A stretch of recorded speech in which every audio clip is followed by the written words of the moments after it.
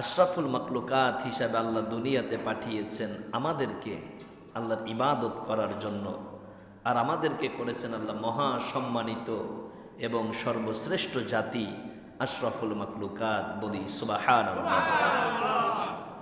সেই মানুষ হয়ে আপনি দুনিয়াতে আসলেন, আল্লাহর একটা ডিমান্ড আছে।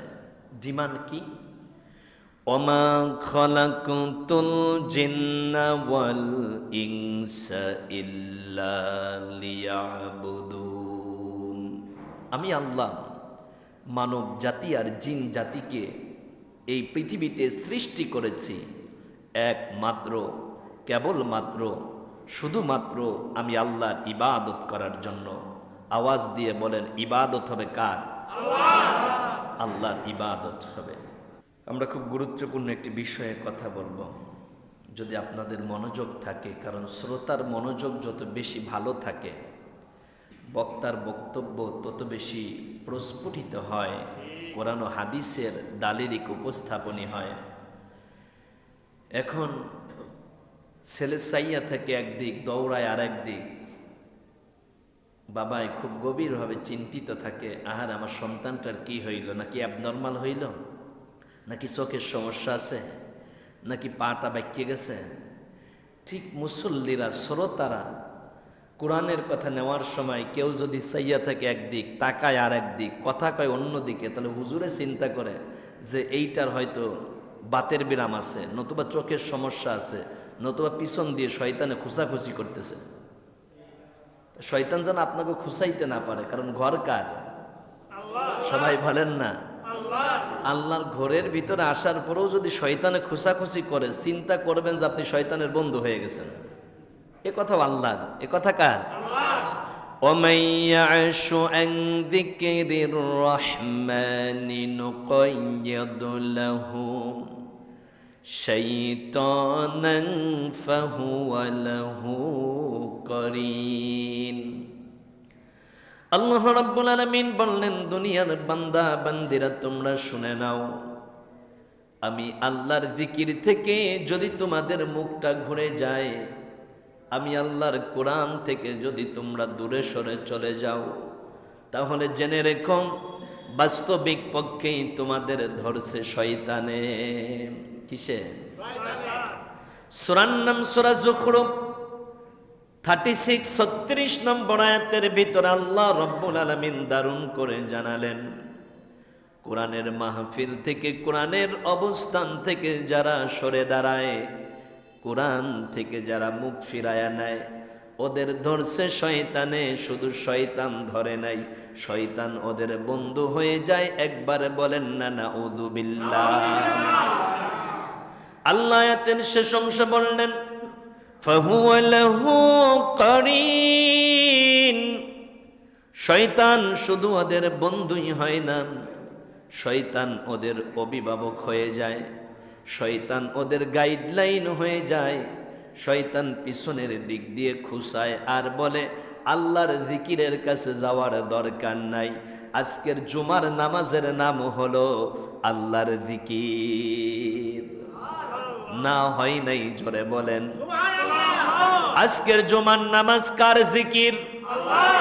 আল্লাহ রাব্বুল আলামিন সূরাতুল জুমুয়ার ভিতরে জানায়া দিলেন, ইযা নুদিয়া লিস-সালাতি মিন ইয়াউমিল জুমআ ফাসআউ ইলা যিকরিল্লাহি ওয়া যারুল বাই'।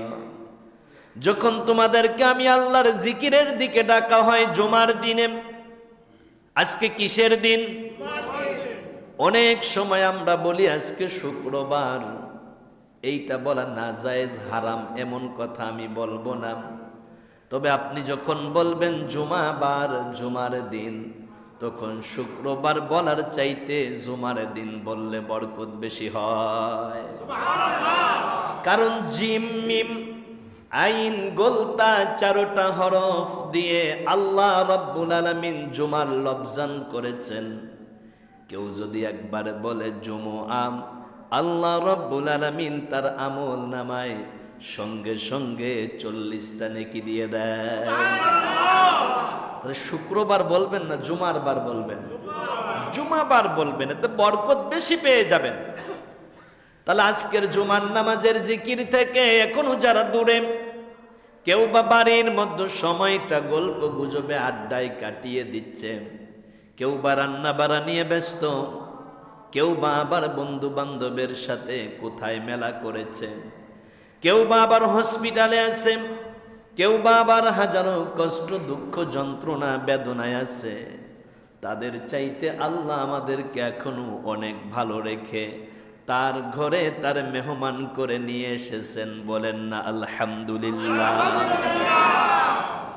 দয়াটুকু কার? আল্লাহ। আল্লাহর একটি দয়ার মাসের নাম হচ্ছে রজব মাস। এ মাসটির নাম কি? রজব মাস। আল্লাহ রাব্বুল আলামিন বললেন, ইন্না ইদ্দাতাশ শুহুরি ইনদাল্লাহি 12 শাহরান ফি কিতাবিল্লাহি ইয়াওমা খালাকাস সামাওয়াতি ওয়াল আরদ। আল্লাহু আকবার। সূরার নাম সূরা তাওবা। এটাও 36 নম্বর আয়াত। আল্লাহ রাব্বুল আলামিন জানায়া দিলেন, এই আসমান জমিন নবমণ্ডল ভূমণ্ডল গ্রহ তারকারাজি থরে থরে আমি আল্লাহ আসমান জমিন সাজিয়েছি যেদিন থেকে, ওই দিন থেকেই মাস হলো 12টি। কয়টি? তাহলে এক বছরে কত মাস?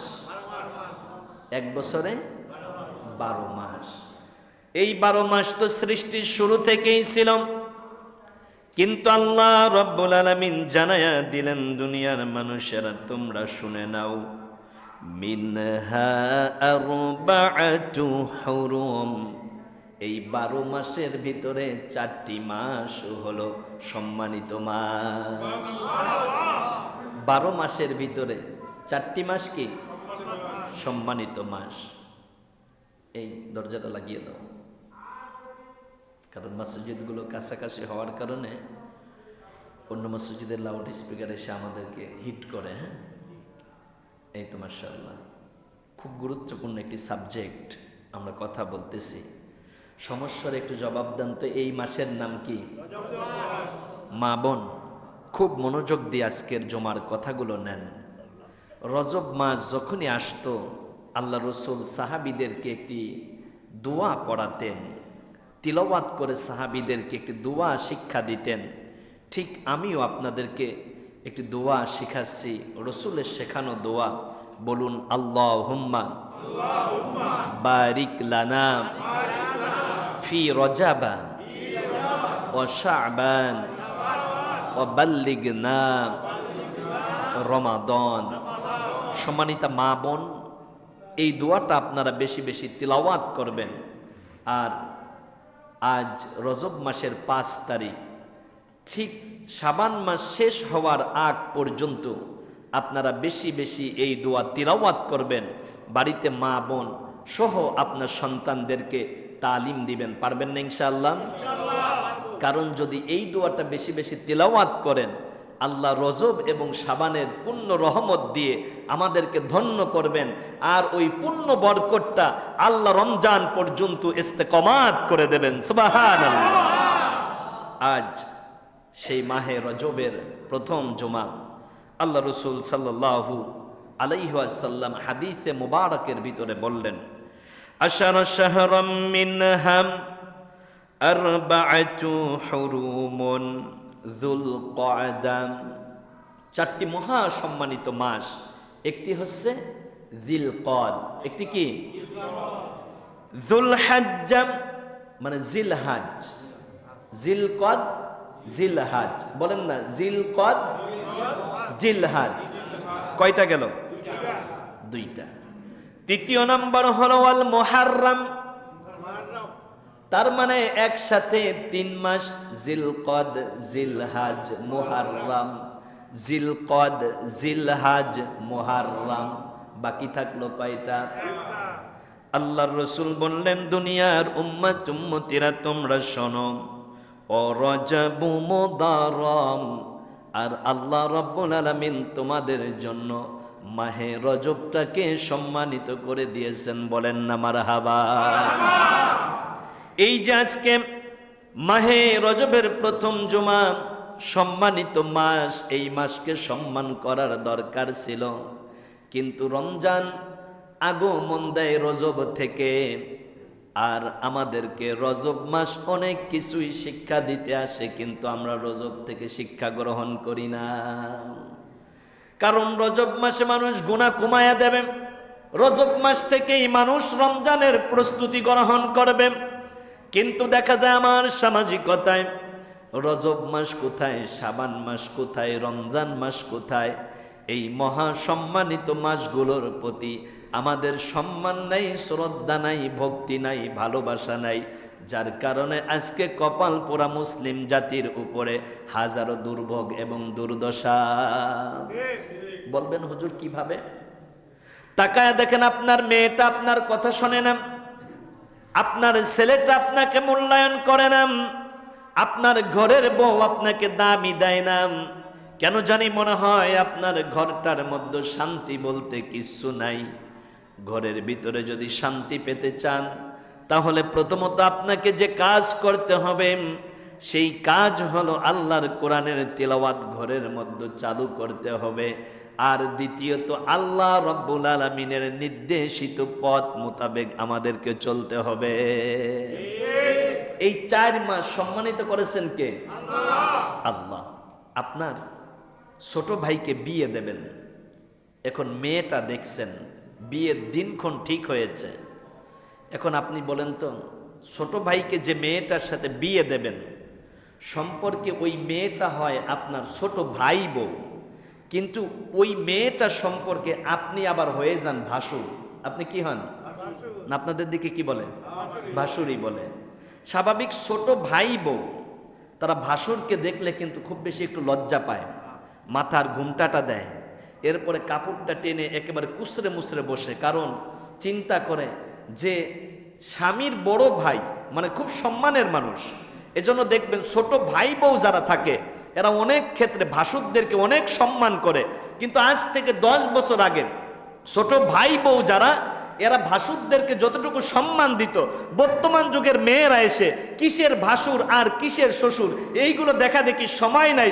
কারণ এতটা চারিত্রিক অবনতি হয়েছে, এখন শ্বশুরকেও মানে না, ভাসুরকেও মানে না, বরং ভাসুর শ্বশুরের সামনে মাথার কাপড় ফেরানো তো দূরের কথা, অনেক বউ আছে, অনেক ছোট ভাই বউ আছে যারা বুকের ওন্না পর্যন্ত না রেখে হাঁটে। ঠিক না কও? আর এই দৃশ্যপটগুলো দেখা যায় সবচাইতে বেশি যদি হয় না মুসলমানের অনুষ্ঠান, আর যদি হয় বিয়ের অনুষ্ঠান, আর সেইটা যদি হয় গায়ে হলুদের অনুষ্ঠান, তাহলে তো কোনোই কথাই নাই। কারণ এক নারী সেজে গুজে পাল্লার থেকে এসে হাজার হাজার পরপুরুষকে দেখায়।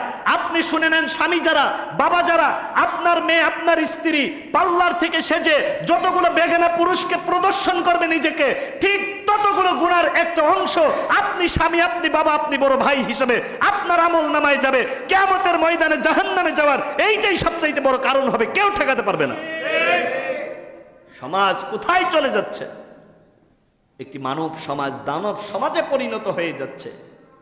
ইয়োলোটাস, হলুদ সন্ধ্যা, সেখান থেকে নিয়ে কেন জানি মনে হয় একটি সামাজিকতার এত বেশি অবক্ষয় যে আজ পাশের বাড়ি মানুষ মারা যাচ্ছে, পাশের বাড়ির মানুষ উল্লাস করা শুরু করছে। এটাই কি মানবতা? কেন জানি মনে হয় মানবতার উপরে কুত্তায় প্রস্রাব করে দিছে। ঠিক কিনা কন? আল্লাহ তুমি আমাদেরকে রহম করো, জোরে বলুন আমিন। আল্লাহ তুমি আজাব গজব দিয়ে আমাদেরকে ধ্বংস করে দিও না, বলুন আমিন। আমি ওই দিন তাকিয়ে দেখেছি বাইতুল আমান ঈদগাহ মাঠে যেই 5.2 মাত্রায় ভূমিকম্প হয়েছে, মনে হয় যেন কিয়ামতের মতো সব মানুষ ছুটাছুটি করা শুরু করেছে। বাচ্চাগুলো কান্দে, বাবাই সন্তানকে জড়ায়া ধরে কান্দে, বাবা মেয়েটাকে বুকের সাথে আগলে নেয়। কিন্তু আপনি কি একবার চিন্তা করেন না, বৃহস্পতিবার দিবাগত জুমার রাত সূর্য ডোবার সাথে সাথেই আল্লাহর বরকত 200 গুণ বেড়ে যায়। একটা হাদিস মাঝে মাঝে আমি বলি, বৃহস্পতিবার দিবাগত জুমার রাতে 2 রাকাত নফল নামাজ পড়লে কত রাকাতের সওয়াব? 200। গুড। নামাজ পড়লেন কয় রাকাত? 2 রাকাত। তা এইবার আমাকে বলেন, বৃহস্পতিবার দিবাগত জুমার রাত বরকত কম না বেশি? আল্লাহর রহমত কম না বেশি? এইবার বলেন, মেয়ে বিয়ে দেবেন, জামাই যেইটারে পছন্দ করছেন, এইটা যদি মনে করেন যে ওই নদীর পারে লুকায়া সিগারেট খায়, আর কেউ যদি আপনার কাছে এসে বলে যে এই তোমার জামাই তো দেখলাম যে ওই জায়গা দাঁড়ায় বন্ধু বান্ধব নিয়ে আড্ডা দেয় আর সিগারেট খায়, আচ্ছা এইটা একটা রাগের বিষয়। জামাই এইসা আমার বাড়ি, আমার এলাকায় দাঁড়াইয়া সিগারেট খায়, অন্যরা আমার কাছে নোটিশ করে বা নালিশ দেয়, একটা ধরন। আর দ্বিতীয় ধরন হচ্ছে আপনার জামাই, আপনি, আপনার বড় ভাই, আপনার আব্বা, তিনজনই বসে আছেন ঈদগা মাঠে চেয়ার নিয়ে।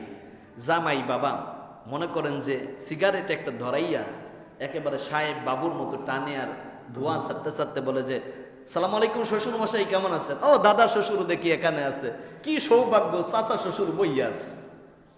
এই জামাইরা আপনারা কি বলবেন? কি বলছেন না যে? আচ্ছা, আগের অন্যায় কাউকে না দেখাইয়া ওই আপনার নদীর পাশে খাইছে, ওইটা বেশি অন্যায়, নাকি আপনাদের সামনে আইসা খাইছে এইটা বেশি অন্যায়? এইটা বেশি অন্যায়। ঠিক মহা সম্মানিত এক মাস, এই মাসেও যদি কেউ অন্যায় করে তাহলে গুনার পরিমাণ কমে না বাড়ে? আসতে বলেন, বাড়ে না কমে? অনেক গুণ বেড়ে যায়।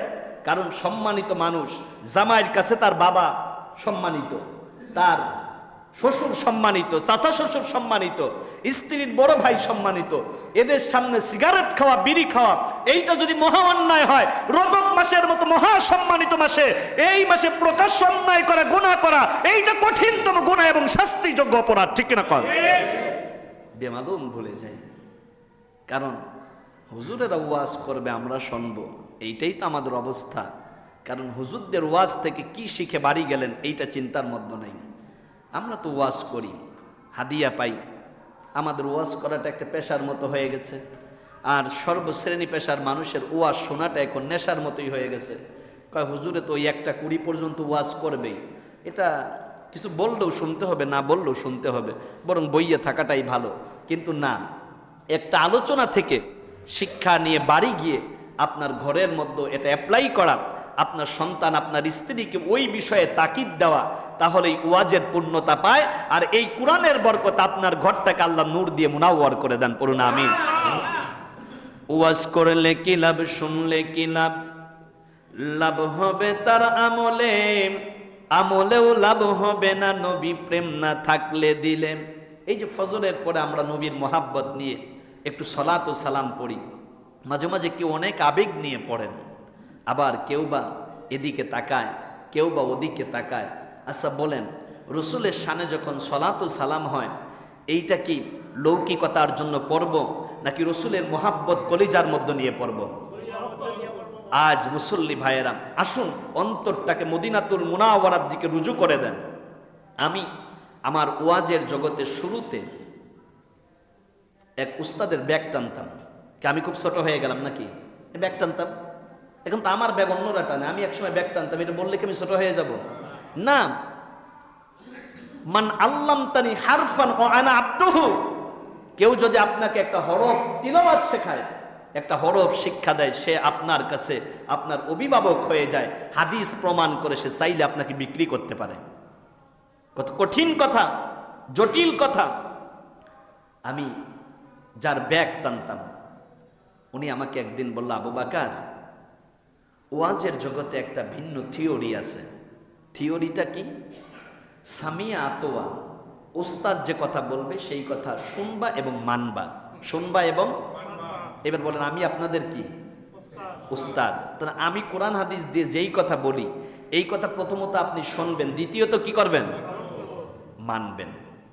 এই মানবেন কথাটা এই পর্যন্তই সীমাবদ্ধ থাকে, কিন্তু বাহিরে যাওয়ার পরে হুজুরে কোরআন হাদিস দিয়ে যা আমলের কথা বলে এই আমলের কাজগুলো বাড়িতে আপনারা করেন না। যদি করতেন তাহলে জুমার আজান হওয়ার আগে আগে আল্লাহর ঘর মসজিদ পরিপূর্ণ মুসল্লি দিয়ে ভরপুর হয়ে যেত, ঠিক কিনা? এরপরে আমি যে হুজুরের ব্যাগ টানতাম, উনি আমাকে একটি উপদেশ দিলেন। উপদেশটা আমি হৃদয়ের পাতায় সেভ করে রেখেছি। খুব মনোযোগ দেন, অন্তরটাকে নরম করুন, দিলের কান দিয়ে আমার কথাগুলো শুনবার চেষ্টা করুন আমার ভাইয়েরা। আমাকে বললেন যে যখন তুমি ওয়াজ করবা, রসুলের কথা বলতেছ, তখন তোমার দেহটা থাকবে এখানে, কিন্তু তোমার অন্তর পড়ে থাকবে রসুলের রওজার সামনে। সুবহানাল্লাহ বলবেন না? কারণ তুমি যদি ফিল করতে না পারো রসুলের রওজার সামনে দাঁড়ায়া আছো, তবে তোমার অন্তরটা বিগলিত হবে না, অন্তরটা নরম হবে না, আর ওইভাবে কথা বললে মানুষের হৃদয়ে দাগ কাটবে না, রেখাপাত হবে না। যখন যেই বিষয়ে কথা বলবে, ওমর রাদিয়াল্লাহু তাআলা আনহুর কথা বলো, মনে হয় যেন তুমি ওমর রাদিয়াল্লাহু তাআলা আনহুর সামনে দাঁড়ায় আছো। আবু বকরের কথা বলো, মনে হয় যেন আল্লাহর রসুলের সাহাবী আবু বকর থেকে তুমি তালিম নিচ্ছ। আর যখনই রসুলের কথা বলবে, রসুলের প্রতি সালাম পাঠাবে, তোমার দেহ থাকবে বাংলার জমিনে, আর অন্তর পড়ে থাকবে মদিনাতুল মুনাওয়ারাতে। না হয় নাই, জোরে বলেন সুবহানাল্লাহ। সম্মানিত মাস কয়টি? 4টি। কয়টি? একজন দাঁড়িয়ে এই 4টি মাসের নাম বলতে পারবেন? আমার পক্ষ থেকে একটা পুরস্কার থাকবে। জি, এই 3 জন বলবেন শুধু। হ্যাঁ,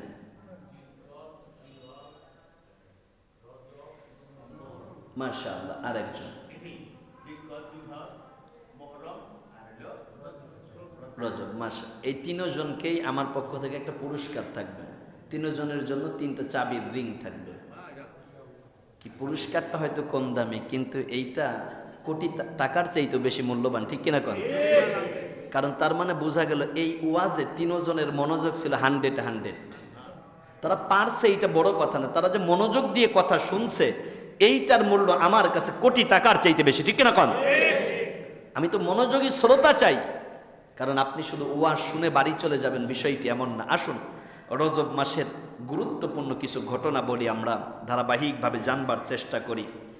মাহে রজব মাসের 26তম দিবাগত রাতে আল্লাহ রসুল সাল্লাল্লাহু আলাইহি ওয়াসাল্লামের মেরাজ হয়েছিল। সুবহানাল্লাহ। আগামী জুমা থেকে হয়তো আমরা ধারাবাহিকভাবে মেরাজের কথা বলবো। সূরা বানী ইসরাঈল থেকে আল্লাহ মেরাজের ব্যাপারে সূরা বানী ইসরাঈলের চমৎকার বর্ণনা দিয়েছেন। সুবহানাল্লাহ পড়েন। এই রজব মাসেই প্রথম হিজরত শুরু হয়। মুসলমানদের উপরে যখন হাজারো নির্যাতন, নিষ্পেষণ, নির্যাতনের স্টিম রোলার চালানো হয়, মক্কা জীবনের প্রথম দিকে আল্লাহর রসুল সাল্লাল্লাহু আলাইহি ওয়াসাল্লাম সাহাবীদেরকে সেভ করার জন্য ইথিওপিয়া তথা আবিসিনিয়াতে হিজরতে পাঠান। সুবহানাল্লাহ। রজব মাসের সাথে জড়িত রয়েছে হাজারো ইতিহাস। তাবুক যুদ্ধের প্রথম প্রস্তুতি নেওয়া হয় এই মাহে রজব মাসে। সুবহানাল্লাহ পড়েন। সেখান থেকে নিয়ে আল্লাহর ঘর খানায়ে কাবা পুনর্নির্মাণ করা হয়। একবারের 10 বার খানায়ে কাবা পুনর্নির্মাণ করা হয়েছে, তার ভিতরে একবার করা হয় এই মাহে রজব মাসে। সুবহানাল্লাহ পড়েন। বাইতুল মুকাদ্দাস পুনরুদ্ধার হয়েছিল এই রজব মাসে, কারণ বাইতুল মুকাদ্দাস যখন ইহুদিদের হাতে চলে যায়, তখন মুসলমানেরা নারায়ে তাকবীর আল্লাহু আকবারের স্লোগানে, তাকবীরের ধ্বনিতে চতুর্দিক মুখরিত করে ইহুদিদেরকে পরাস্ত করে আল্লাহর ঘরকে ছিনিয়ে নিয়েছিল। খানায়ে কাবার পাশাপাশি বাইতুল্লাহর পরে মসজিদে নববী, আর নববীর পর অবস্থান মসজিদে মুকাদ্দাস, এই বাইতুল মুকাদ্দাস রজব মাসেই পুনরুদ্ধার হয়েছিল। সুবহানাল্লাহ। কারণ এখন হয়তো ফিলিস্তিনের এই বাইতুল মুকাদ্দাস ইহুদিরা গ্রাস করতে চায়, কিন্তু চাইলে কি পারবে? কোশ্চিন কালেও পারবে না। কারণ চেয়েছিল দাদা বাবুরা বাবরি মসজিদকে ধ্বংস করতে। তাকিয়ে দেখুন ভারতের মুর্শিদাবাদে ঠিক ওই বাবরি মসজিদের আদলে আরেকটা মসজিদ নির্মাণ হয়ে যাচ্ছে। সুবহানাল্লাহ। কারণ ভারত কোনোদিন বাংলাদেশের বন্ধু ছিল না, আর বাংলাদেশ যতদিন থাকবে এরা কোনোদিন বাংলাদেশের বন্ধু থাকবেও। এই জন্য বাঙালি যারা আছেন আপনাদেরকে সচেতন হতে হবে, কারণ আগে আমার দেশ, আগে আমার কি? আপনি চিন্তা করছেন যে ভারত আমাদের উপরে দাদাগিরি দেখাইবে? আপনি কি বলেন?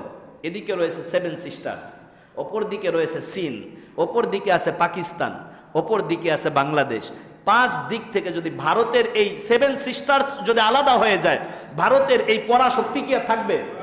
কিন্তু আল্লাহর রাসূল কি বলছেন?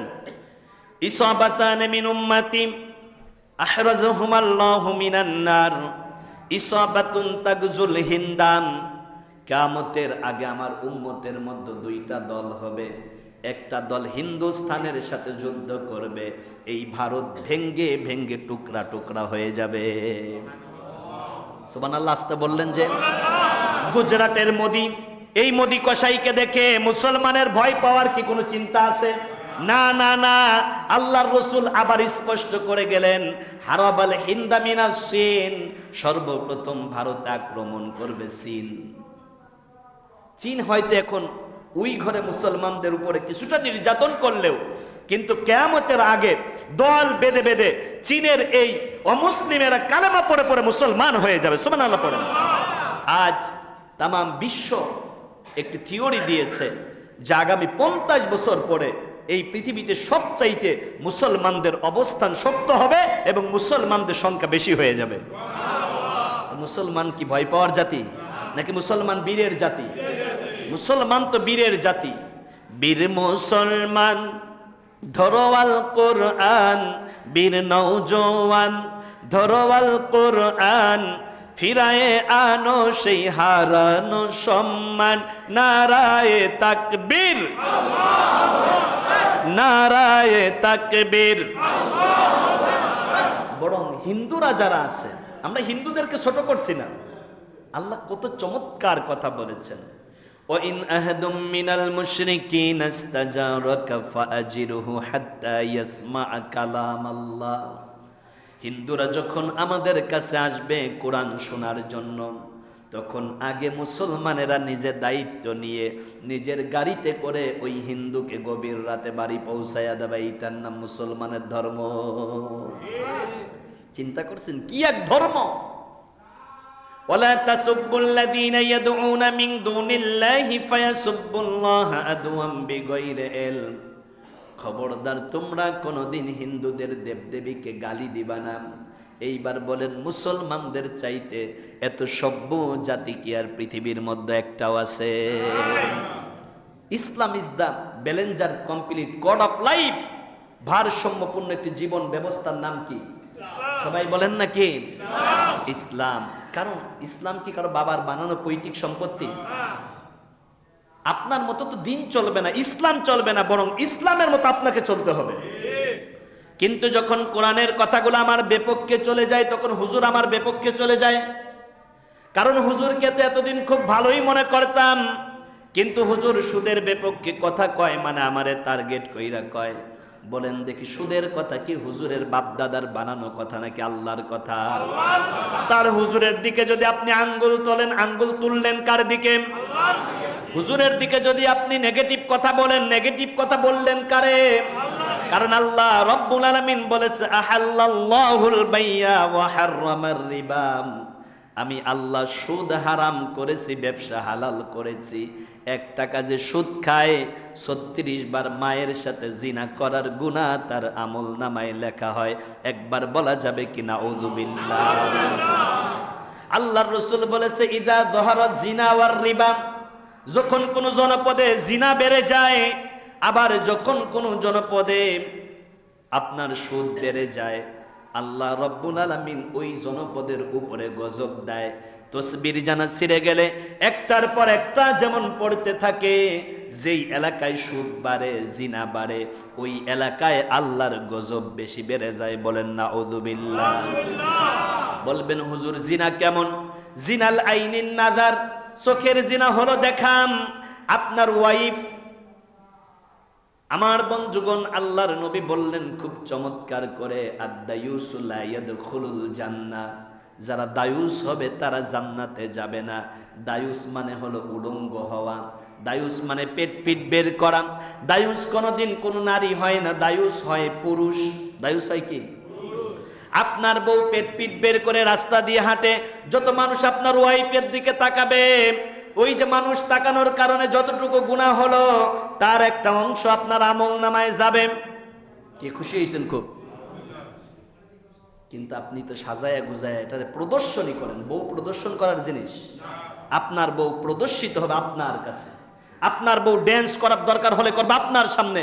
আপনার বউ যদি সুসজ্জিত হওয়া দরকার হয়, সাজার দরকার হয়, পৃথিবীর একজনের সামনে সাজবে, সেইটা হচ্ছে আপনার বউর স্বামী, মানে আপনি। ঠিক কিনা কন? কিন্তু আজ আপনারে কয়দিন দেখায় সেজা, দেখাই তো এলাকার মানুষরে। আল্লাহ আমাদেরকে রহম করুন, পড়ুন আমিন। আমি দ্রুত তার সাথে শেষের দিকে যাচ্ছি। বাইতুল মুকাদ্দাস পুনরুদ্ধার হয়েছিল রজব মাসে। রজব মাসে কিছু কুসংস্কার আছে, অতিরিক্ত বাড়াবাড়িমূলক কিছু কর্মকাণ্ড আমরা করে ফেলি।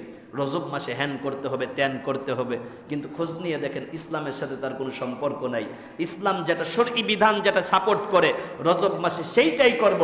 বাড়াবাড়িমূলক কোনো কর্মকাণ্ড করব না, রজব মাসে সারাসারিমূলক কোনো কর্মকাণ্ড করব না।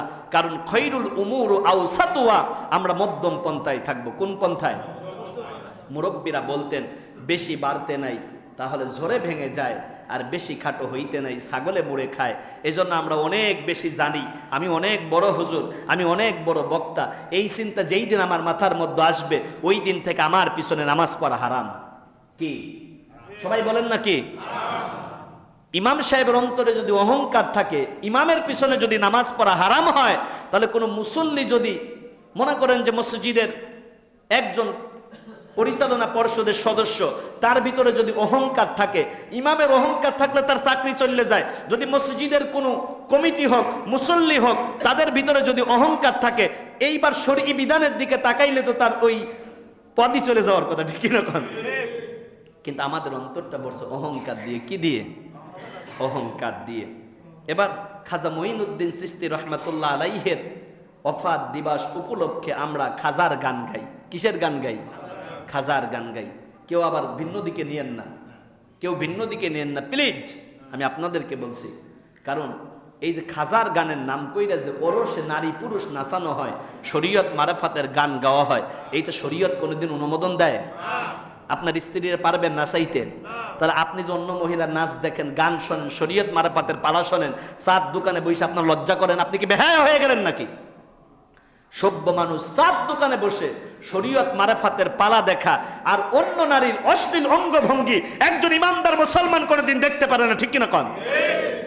কয় হুজুর চায়ের দোকানে টিভি না দিলে তো জমে না। জমাইতেছেন তা আল্লাহ জমাইবে, কঠিন জমানো ওই দিন হাসরের ময়দান। ঠিক কিনা কন? রজব মাসে কবর সুসজ্জিত করা, লাইট ব্যবহার করা, চাকচিক্য করা, এগুলো জায়েজ নাই। তবে হ্যাঁ, বাবা মার কবর পরিষ্কার রাখবেন, বাবা মার কবরের পাশে দাঁড়াবেন, এইটা যেন আবার জঙ্গলও না হয়, এদিকে খেয়াল রাখতে হবে। আল্লাহর রসুল বলেছেন রজব মাস হলো জমি চাষ দেবার মাস, শাবান মাস হলো ওই জমিতে যা গাছা হয় এগুলো পরিষ্কার করার মাস, আর রমজান মাস হলো ফসল তুলে জিন্দেগির গুনাহ মাফ করে আল্লাহর জান্নাতের ঘরে যাবার মাস। আল্লাহর রসুল বললেন 5 রাতে দোয়া কবুল হয়। 1 নম্বরে জুমার রাত। কিসের রাত? এই যে বৃহস্পতিবার দিবাগত জুমার রাত, বৃহস্পতিবার সূর্য ডোবার পর থেকে আজকে সূর্য ডোবার আগ পর্যন্ত এইটা জুমার দিন। কিসের দিন? এই যে গতকাল সূর্য ডুবে গেল, গত রাত সুবহে সাদিকের আগ পর্যন্ত ছিল জুমার রাত। এই রাতে দোয়া করলে কবুল করে কে? আল্লাহ। আর এই রাতে বর্তমানে এমন দোয়া হয় অন্য একজন ইবাদত করবে সেই পরিবেশও থাকে না। কে আছে না নাই? জ্ঞানী যারা বুঝে তারা শুধু ইশারায় ব্যাকুলেরে বুঝাইতে কে পারে কথায়। বলার দরকার বলে গেলাম, মানবেন কিনা আপনার সিদ্ধান্ত। আমি যদি না বলি কিয়ামতে আল্লাহর দরবারে আসামি হতে হবে। আমি আমার দায় এড়াইয়া গেলাম, সমাজ থেকে বন্ধ করার দায়িত্বটা আপনাদের। আমার ভাইয়েরা, আমার বন্ধুগণ, ওই যে দেখেন না, এক এলাকায় 30 বছর কোনোদিন পুলিশই যায় নাই, তার মানে এলাকার মানুষের কমিউনিটিটা কত শক্ত, কত সুশৃঙ্খল। কিন্তু আমার বন্ধুগণ, অপরাধ তো বহু দূরের কথা, অশ্লীলতা সমাজ থেকে আমরা দূর করতে পারি না। আবার অনেক সময় ফতুয়াবাজি করার ব্যাপারে, গালবাজি করার ব্যাপারে আমরাই সবচাইতে আগে থাকি। কারণ গাল গল্প এত বেশি পারি, কেন জানি মনে হয় যে আমার চাইতে বড় উকিল পৃথিবীতে আর কেউ নেই। কিন্তু আবার নিজে যখন অন্যায় করে তখন সে বিচারকের কাঠগড়ায় দাঁড়ায় যায়। ধর এটা কোনো ব্যাপার হইল নাকি, এটি সামাজিকতায় মানুষ টুকটাক করে। এইবার দেখেন খেয়াল করে, দ্বিতীয় রাত হলো ঈদুল ফিতরের রাত, তৃতীয় রাত ঈদুল আজহার রাত, যেটাকে বলে চাঁদ রাত। কি বলেন আপনারা? চাঁদ রাত। এই চাঁদ রাতে গুনাহ কম হয় না বেশি হয়? বেশি হয়। কিন্তু আল্লাহর রাসূল বললেন, মরে মরে ফেরেশতারা দাঁড়ায় থাকে, চাঁদ রাতে যারা ইবাদত করে আল্লাহর ফেরেশতারা প্রতিযোগিতা করে তার আমল লিখে আল্লাহর দরবারে পেশ করে। বলেন মারহাবা। আর রজব মাসের 26 তারিখ দিবাগত রাত, অন্য আর একটা বর্ণনায় আছে পহেলা রজবের রাত। আর পঞ্চম রাত হলো শাবান মাসের 14ই শাবান দিবাগত লাইলাতুল বারাতের রাত। জোরে বলেন সুবহানাল্লাহ। আবু বকর রাদিয়াল্লাহু তাআলা আনহু বলেন, রজব মাস ফসল লাগানোর মাস, আর শাবান মাস শেষ করার মাস, রমজান মাস ফসল ঘরে উত্তোলন করার মাস। আম্মা জান আয়েশা রাদিয়াল্লাহু তাআলা আনহা বলতেন, আল্লাহ নবী রজব মাসে ন্যূনতম 10 দিন রোজা রাখতেন। কয় দিন? শাবান মাসে ন্যূনতম 20 দিন রোজা রাখতেন। আর রমজান মাসে আল্লাহর রাসূল পুরা রমজান সিয়াম পালন করতেন। কিন্তু দেখা যায় রমজান আসলে আমাদের গ্যাস্ট্রিক বাইরে যায়, পেট ব্যথা, হাঁটু ব্যথা, কোমর ব্যথা, মাজা ব্যথা। কিন্তু আল্লাহ রমজান মাস দিয়েছেন আপনার পুরো 12 মাস সুস্থ থাকার জন্য। জোরে বলেন মারহাবা। এই জন্য আমার বন্ধুগণ, আমার ভাইয়েরা, এই মাসে বেশি বেশি দান সদকা করা। কি করা? হাজী জমির উদ্দিন দেওয়ান আমাদের মসজিদের মুসল্লিদের নামাজের সুবিধার্থে প্রথম কাতারের কার্পেট দিয়েছে। একবার বলেন মারহাবা। আল্লাহ তার মা বাবার জিন্দেগির গুনাহ মাফ করে দিক, পড়ুন আমিন। এরপরে গিয়ে কিনতে কিনতে কার্পেটের দাম কত? 50। একবার বলেন আলহামদুলিল্লাহ। আজ বাইতুল আমান এই কেন্দ্রীয় মসজিদে হাজী জমির উদ্দিন সাহেবের রেখে যাওয়া একটি স্মৃতি থেকে যাচ্ছে। একদিন হয়তো জমির উদ্দিন সাহেব থাকবে না, কিন্তু এই সেজদার জায়গাতে মানুষ সেজদা দিয়ে জমির উদ্দিন সাহেবের জন্য দোয়া করবে। ঠিক কিনা কন? তার মা বাবা আপন জনকে আল্লাহ যেন মাফ করে দেন, পড়ুন আমিন। তাহলে আমরা এক হাজির একটি স্মৃতি পাইলাম। কিন্তু আমাদের এই অঞ্চলে তো অনেক হাজী সাহেব আছে, তারা যদি সবাই যার যার জায়গা থেকে চিন্তা করে যে যেহেতু হাজী জমির উদ্দিন সাহেব হাজী মানুষ শুরু করছে, আমরা হাজিরা পিছায়া থাকবো কেন, আমরাও শুরু করি। সেই জায়গার থেকে যদি আমাদের এই এলাকার হাজিরা একটা সিদ্ধান্ত নেয়, আমি মনে করি ন্যূনতম এই আগামী 1 মাসের মধ্যে আর বাকি 1, 2, 3টা কার্পেট, মানে প্রথম অংশের 4টা, এইটা হওয়াটা কি খুব কষ্টসাধ্য ব্যাপার? অন্য হাজীদের সন্তান যারা আছেন, বাবায় মারা গিয়েছে, হয়তো বাবা অনেক বছর আগে দুনিয়ার থেকে চলে গিয়েছে, আপনার বাবার একটা স্মৃতি বাবার নামে এখানে রেখে যান। এই যে আমাদের হাজী আমির উদ্দিন ব্যাপারী, তার সন্তানগুলো সবাই মিলে এই যে বাবার রেখে যাওয়া একটা স্মৃতি কিন্তু এখনো ধরে রেখেছে। এই যে আমাদের জনাব জাফর ইকবাল বাপ্পি সাহেব ওইখানে বসতেন। আপনারা রাজনীতির দুর্গন্ধ এখানে খুঁজবেন না, আমি রাজনীতির কোনো মানুষও না, কিন্তু আমি মানুষের কৃতজ্ঞতা স্বীকার করতে জানি। ওই দিন বললাম যে মায়ের জন্য এখানে যদি একটি আধুনিক স্ট্যান্ড হয়, মাইক্রোফোন হয়। বাপ্পি ভাই বললেন যে হুজুর আমি আমার মায়ের নামে দিয়ে দেব 10,000 টাকা। আমি যতদিন এখানে দাঁড়ায় কথা বলি, আমি তার মায়ের কথা মনে করি শ্রদ্ধার সাথে।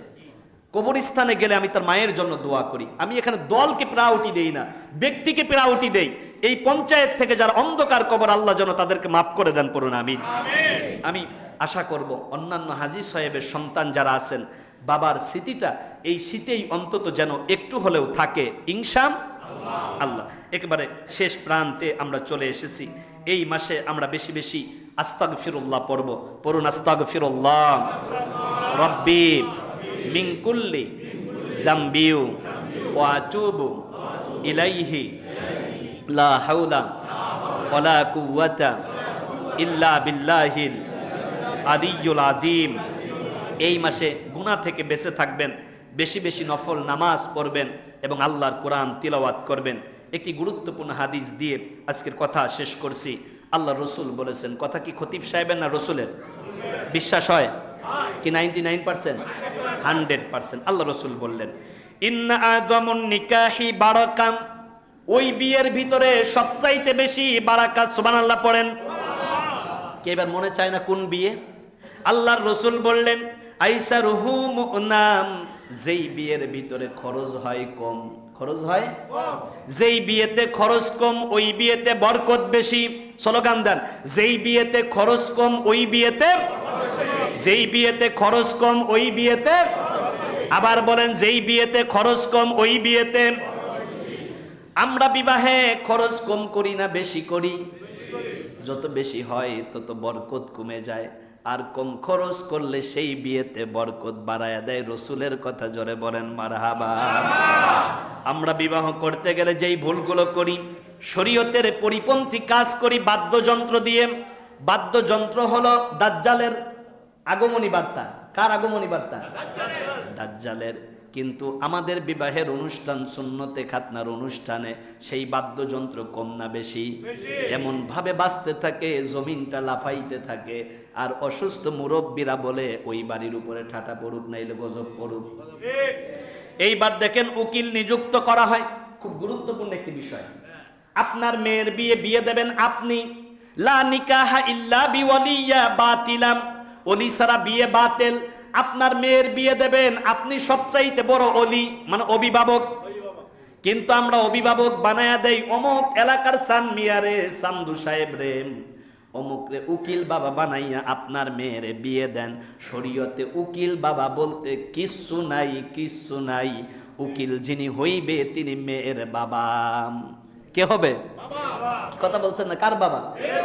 এই যে আমাদের ইমরাজ সাহেব যদি তার মেয়ে বিয়ে দেয়, উনি অন্য কাউকে যদি উকিল বানাইতে যায় আমি হাত পেরে ধরবো, খবরদার। আপনি আপনার মেয়েকে বিয়ে দেবেন। আমাদের মাজলু সাহেব যদি তার মেয়েকে বিয়ে দিতে যায় অন্য কাউকে উকিল বানাইলে আমি নিষেধ করব। কারণ কি জানেন? কারণ আমি আপনাদের ওস্তাদ। আমি যদি এইগুলো আপনাদেরকে না শেখাই, কিয়ামত আপনারা বলবেন হুজুর বলে নাই। এইবার হুজুর রে পায়ের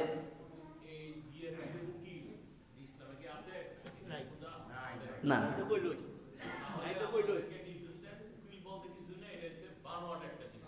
শরীয়তে উকিল বলতে কিছু নেই। শরীয়তে হচ্ছে ওলি। শরীয়তে কি? এই ওলিটাকে আমাদের রাষ্ট্রীয়ভাবে বলা হয় উকিল। তবে এইটা করবে কে? এইটা করবে মেয়ের অভিভাবক যে সে। এবার আপনার মেয়ে অভিভাবক কি? এলাকার মানুষ। শরীয়তে আমাদের রাষ্ট্রীয় যে আইন, এইটার উপর আমাদের একটা শ্রদ্ধা থাকবে। যেখানে উকিলের ঘর আছে ওখানে আপনি মেয়ের বাবা, আপনার নাম থাকবে। কার নাম থাকবে? কিন্তু মেয়ের বাবা বাদ দিয়ে দূর সম্পর্কের আত্মীয়র খালাতো বন্ধু তাইলে শ্যালকরে দিয়ে আপনি উকিল বাবা বানাইবেন, এইটা শরীয়তে জায়েজ নাই। কি নাই? আমার মুসল্লি ভাইয়েরা, আজকের থেকে আপনার মেয়েকে আপনি অভিভাবক হয়ে বিয়ে দেবেন, অন্য কাউকে উকিল বানাইবেন, শরীয়তে কি নাই? সবাই বলেন না শরীয়তে কি নাই? মনে থাকবে। শেষ কথা আমার বন্ধুগণ, আর শরঈ এলেম নাই, শরীয়তের কোনো জ্ঞানই নাই, তারে দিয়ে আপনি বিয়ে পড়াইয়া দিলেন। বিয়ে পড়াতে গেলে ন্যূনতম আল্লাহর ঘর মসজিদের সুন্নাত মোতাবেক একজন অভিজ্ঞ আলেম দিয়ে খুতবার মাধ্যমে বিয়ে দিতে হয়। বিয়েতে যে দোয়া আছে এ জানে না, বিয়ে পড়াইয়া দিলার মোনাজাত বললো আর আপনার আমিন আমিন বললেন, এটা তামাশা নাকি? একটা বরকতের জায়গা, সেখানে কি নাই? আল্লাহ রসুলের সুন্নাত নাই, বরকত বাড়ে না কমে? এই জন্য আমার বন্ধুগণ, শেষ কথা, আপনার মেয়ের বিয়ে ওখানে অডিটোরিয়াম করেছেন, ইন্টেরিয়র করেছেন, ওইটা ভালো কথা। কিন্তু ওই জায়গা বিয়ে পড়ানোর পরিবেশ আর আল্লাহর ঘর মসজিদে বিয়ে পড়ানোর পরিবেশ কি এক? আজ থেকে মেয়ের বাবা যারা আছেন দীপ্ততায় শপথ নিয়ে আমার সাথে একটা এগ্রিমেন্ট করেন, আমার মেয়েকে মসজিদে বিয়ে দেব। কার কার মেয়ে মসজিদে বিয়ে দেবেন? হাত তুলে আল্লাহকে দেখান। লিল্লাহে তাকবীর।